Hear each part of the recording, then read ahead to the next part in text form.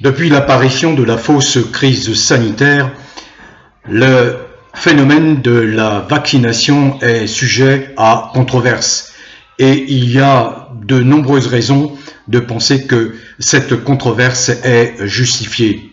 Cette frénésie vaccinale est devenue un véritable fléau en France, et je dis bien en France, et je me réfère à un excellent article paru sur le site Profession Gendarme qui tire la sonnette d'alarme.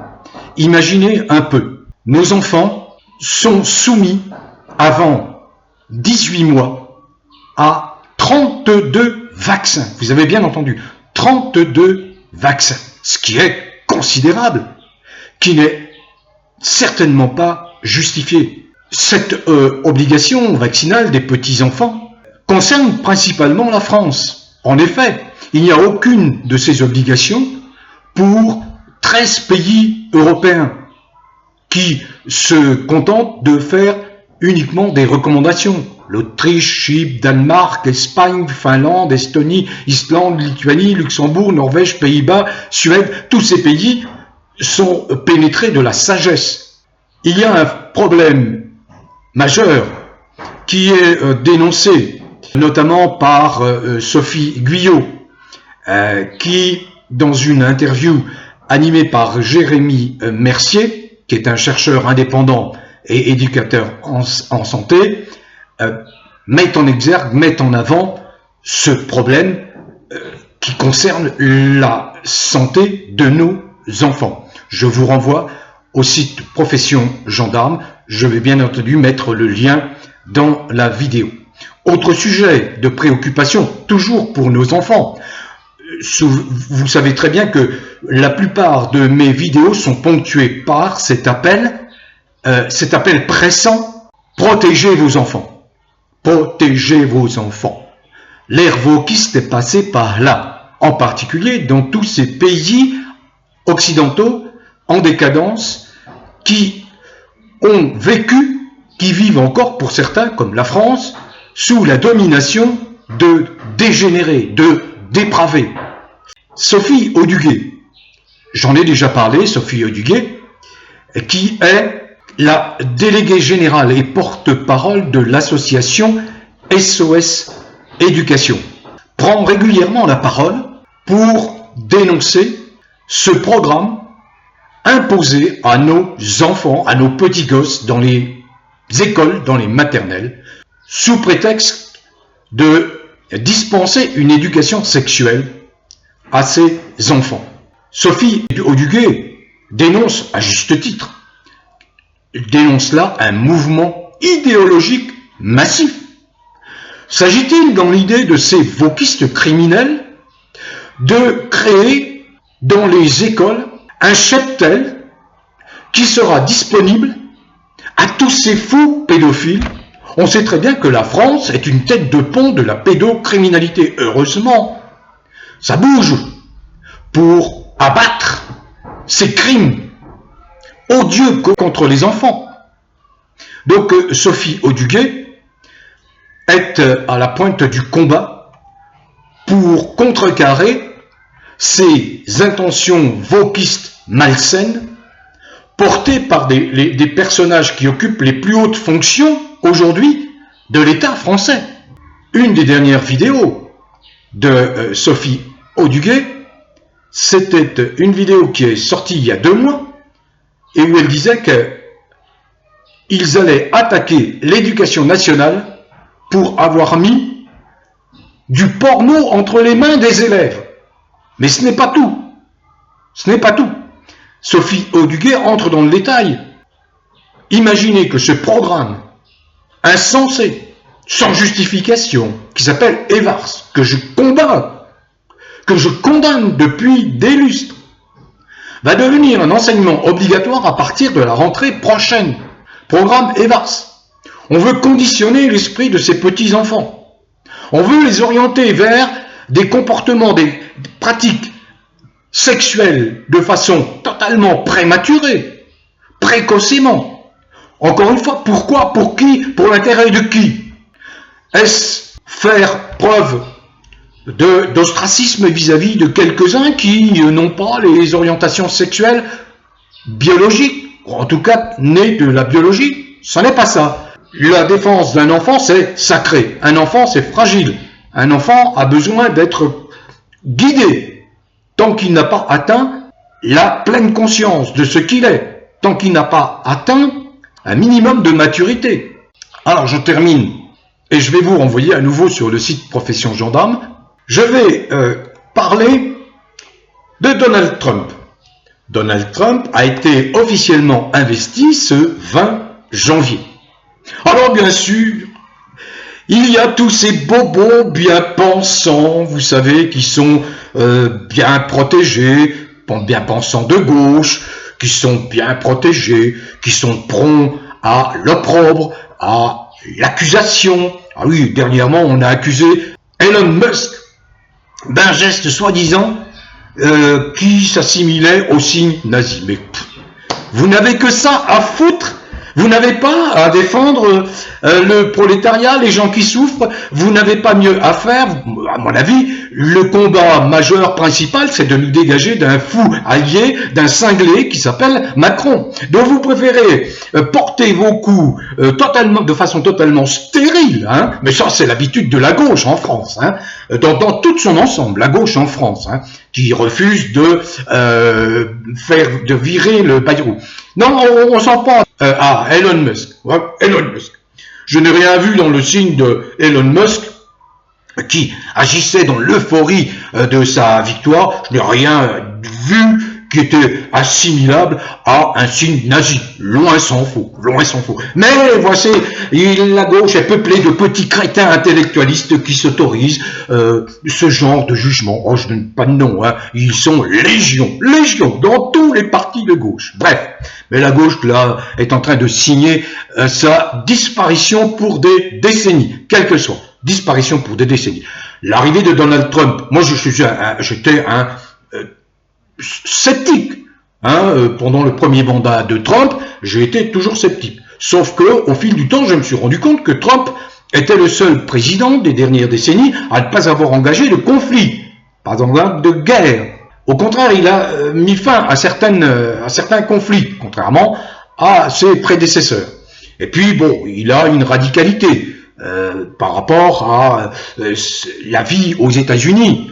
Certes, il n'empêche que l'élection de Trump a été ressentie comme un immense ballon d'oxygène dans cette période où ce wokisme, ces cinglés ont tenté de nous étouffer alors qu'ils ne représentent qu'une ultra-minorité groupusculaire qui ont la prétention de nous imposer des comportements contre nature contraires à la biologie humaine. Alors voilà, Trump a signé pas moins, dès son arrivée, hein, a signé pas moins de 78 décrets. J'ai relevé les décrets qui me paraissaient les plus essentiels, les plus importants, sans même parler de l'arrivée de Robert Kennedy, qui lui est un sceptique par rapport notamment aux vaccinalistes. L'un des décrets les plus retentissants dont je vais parler, c'est le retrait des États-Unis de l'Organisation mondiale de la santé, dont on sait bien qu'elle est devenue une courroie de transmission pour les grands labos, pour les officines financières, qu'elle ne répond absolument plus à ce qu'elle était à l'origine, cette Organisation mondiale de la santé, mais elle est simplement aux mains, par exemple, d'un Bill Gates qui doit se sentir très à l'étroit à partir du moment où Robert Kennedy est à présent le ministre de la Santé. L'OMS est une organisation qui n'a plus lieu d'être dans son état actuel. Donc, retrait du financement, ça s'élève à 14% du budget de l'OMS, hein. C'est considérable, hein. Retrait du financement des États-Unis de l'Organisation mondiale de la santé. Après de nombreux pays, en particulier après la Russie, qui a très vite élevé des barrières de protection de la nature humaine, interdisant tout ce qui promouvait de fausses vérités, qui promouvait cette idéologie selon laquelle il n'y aurait plus de genre. La Russie a été une des premières, mais beaucoup de pays ont emboîté le pas. Et l'arrivée de Trump, eh bien, nous permet de constater que les États-Unis emboîtent aussi le pas. En positif, eh bien, il y a la fin des délires wokistes. Un décret a été signé par Trump qui dit ceci: reconnaissance officielle de 2 genres biologiques et limitation des politiques de diversité et inclusion, reconnaissance uniquement des genres masculins et féminins. Bravo, bravo, bravo, bravo, bravo. Parce que ces cinglés qui, dans les années 50, des psychiatres qui ont expliqué que faire l'amour avec un enfant de 3 ans, c'était naturel. Mais on marche sur la tête. Et ils ont échafaudé toute une idéologie là-dessus, l'idéologie du genre. Voyez un peu. On marche sur la tête. Et aujourd'hui, la France est complètement gangrenée par un groupuscule qui veut imposer ses saloperies. C'est extraordinaire. Donc, c'est une réaction de survie. Parce que l'humanité ne peut pas survivre à de telles aberrations. Alors, fin, deuxième décret. Fin des subventions aux entreprises soutenant des causes progressistes. Réduction des crédits fiscaux pour les initiatives liées au climat et à l'inclusion. Qu'est-ce que c'est que ce charcutage de la langue française où on veut mettre un 3e genre, les IEL, ça veut dire quoi les IEL? Notre langue académique est suffisamment riche pour ne pas inventer des néologismes qui ne répondent et qui ne correspondent à rien. Il y a 2 genres, donc il n'y a pas 3 genres, n'est-ce pas, monsieur Macron? Il n'y a pas 3 genres, n'est-ce pas, madame Jean-Michel Trogneux? Il n'y a pas 3 genres, il y a 2 genres en France, 2 genres, comme partout dans le monde, comme partout sur la planète. 2 genres, un sexe féminin, un sexe masculin. Il y a chromosome XY pour les hommes, chromosome XX pour les femmes. Point barre, c'est tout. À la naissance, c'est comme cela. Voilà. Suppression, après 3e décret, suppression des normes fédérales sur les toilettes transgenres. Le transgenrisme, c'est une absurdité totale. Totale. Que des gens veuillent changer de genre libre à eux, mais ça ne doit pas s'inscrire dans une idéologie. Certainement pas. Chacun est libre de faire ce qu'il veut de son corps, mais il ne doit pas imposer ses délires à l'immense majorité de la communauté humaine. Voilà. Alors, rétablissement, effectivement, des lois définissant les toilettes par le sexe biologique. Il y a les toilettes hommes, les toilettes femmes. C'est très concret, hein. Promotion de la célébration de Noël dans les écoles. Ça, c'est pour les chrétiens, ça. Vous voyez bien un Macron qui est en train de chercher à détruire le christianisme. Mais le christianisme, de la même façon que les autres confessions, religions, est porteur de messages de paix, d'amour. Que ce soit l'islam, que ce soit le bouddhisme, que ce soit l'hindouisme, que ce soit le christianisme, dans toutes ces déclinaisons. Il fallait absolument imposer cette idéologie wokiste criminelle qui s'en prend à nos enfants, qui veut faire la part belle aux pédophiles. C'est ce qui se passe en France. Vous savez, l'affaire Brichel va révéler des choses affreuses. L'affaire Brichel, elle est là, elle est pendante. Hein. On attend impatiemment le 30 janvier.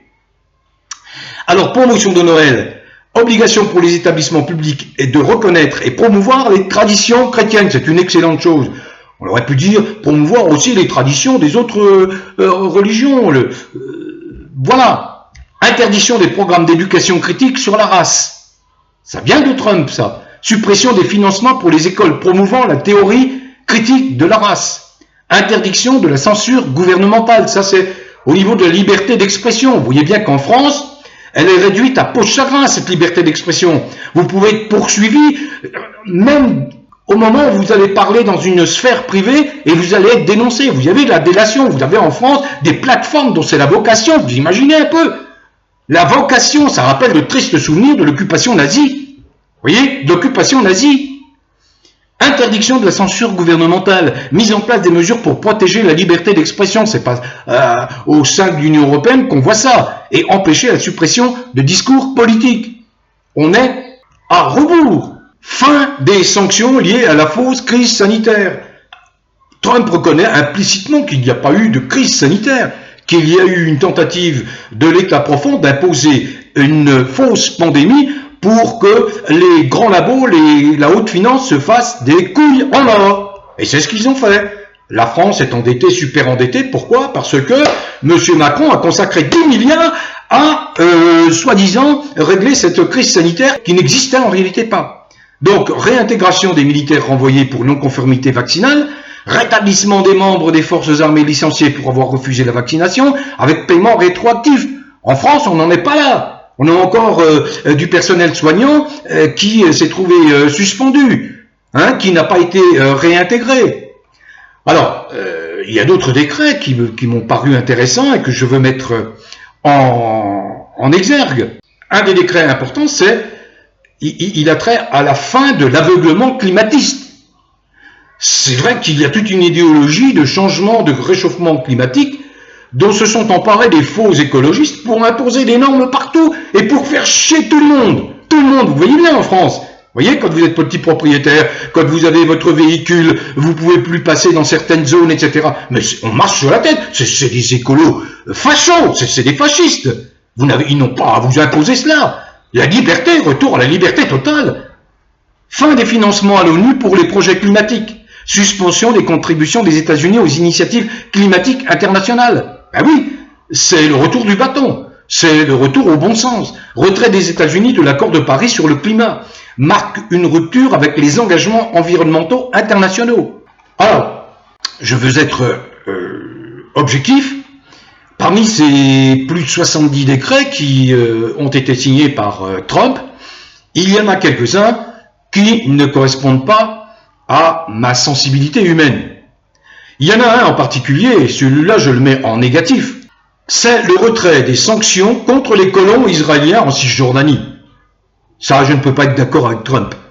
Et l'annulation des mesures punitives à l'encontre des implantations israéliennes. Voilà.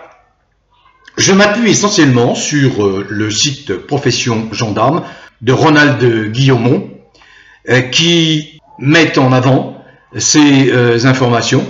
Voilà.